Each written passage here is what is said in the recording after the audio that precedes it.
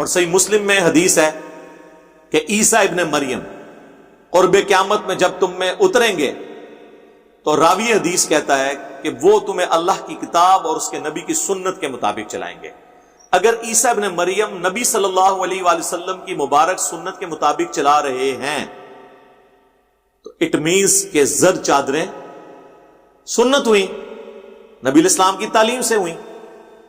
ہاں شیخ احمد سرندی نے لکھا ہے کہ قرب قیامت میں جب عیسیٰ ابن مریم اتریں گے تو فقہ حنفی کے مطابق عمل کریں گے. ہاں جی. پھر ان کو شرم آئی کہ یہ تو میں بہت بڑی بات کر رہا ہوں. کہتے ہیں نہیں، ان کا اجتہاد امام حنیفہ سے مل جائے گا.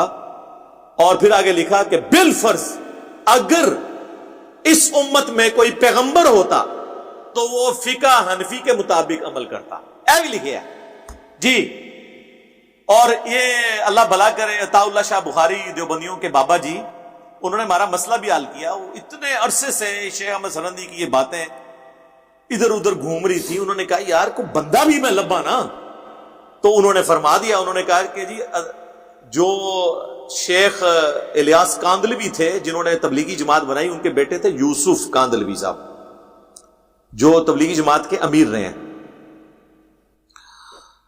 ان کے بارے میں عطا اللہ شاہ بخاری صاحب فرمایا کرتے تھے کہ اگر اس امت میں کوئی پیغمبر ہوتا تو یوسف کاندلوی صاحب ہوتے جی. اور یہ رائے ونڈ کے بزرگ اپنی مجلسوں میں، کارگزاریوں میں، اپنی تقریروں میں یہ واقعہ سناتے ہیں. ہمارے ایک بڑے قریبی دوست ہیں، اسٹوڈنٹ ہیں، کرنل صاحب، انہوں نے باقاعدہ کہا کہ جی آپ میرے کہنے پہ اس کو سنائیں. وہ خود تبلیغی جماعت بلکہ رائے ونڈ مرکز کے ساتھ اٹیچ تھے سالوں سے. وہ کہتے ہیں جی مجھے گھسیٹ کے اس دفعہ پھر وہ آپ کو پتا ہے وہ جرنیلوں کی اور ریٹائرڈ فوجیوں کی لادہ جماعتیں ان کی بنتی ہیں، وہ ان کو دوستی یاری میں لے گئے. مجھے پوچھا چلا جاؤں، میں نے کہا جی جائیں، آپ جتنا ان کے پاس جائیں گے باقی لوگوں کے پاس آپ کو اتنا ہی یقین آئے گا کہ سچ جو ہے وہ اللہ کے فضل سے اس پلیٹ فارم سے بیان ہو رہا ہے. تو وہ وہاں پہ گئے اور وہاں پہ وہ رائیونڈ سے بزرگ آئے تھے، انہوں نے یہ بات بیان کر دی. وہ کہتے ہیں میں وہاں سے بڑا مجھے غصہ آیا. میں باہر جب نکلا تو پھر میں نے ان بعد میں کیا، میں نے کہا تو وہ ٹھیک ہونا چاہیے دس. کہتے ہیں جی آپ یہ بیان کریں کہ انہوں نے میرے سامنے یہ بات کی ہے کہ اگر اس امت میں کوئی پیغمبر ہوتا تو یوسف کاندلوی صاحب ہوتے ہیں.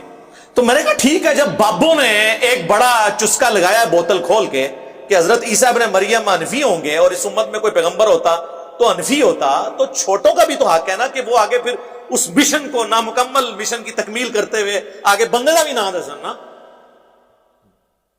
لیکن ابھی یہ مسئلہ خراب ہو گیا ہے کہ وہ اگر امت میں پیغمبر ہوتا تو حنفی دیوبندی ہوتا یا حنفی بریلوی ہوتا.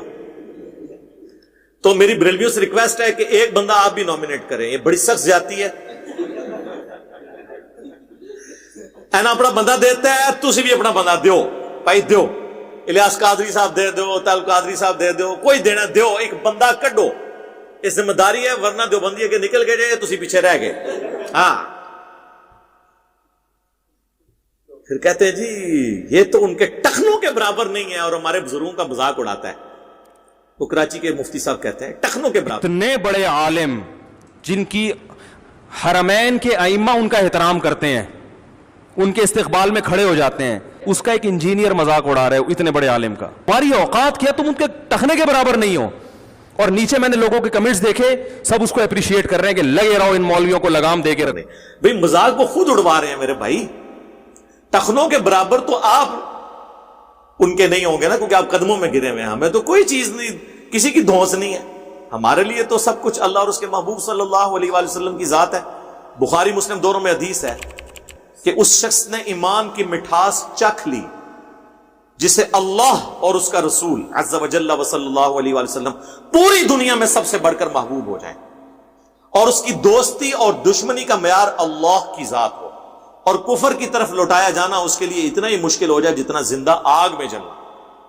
سر پھر ہم تو یہ اسی طریقے سے ہی بات کریں گے.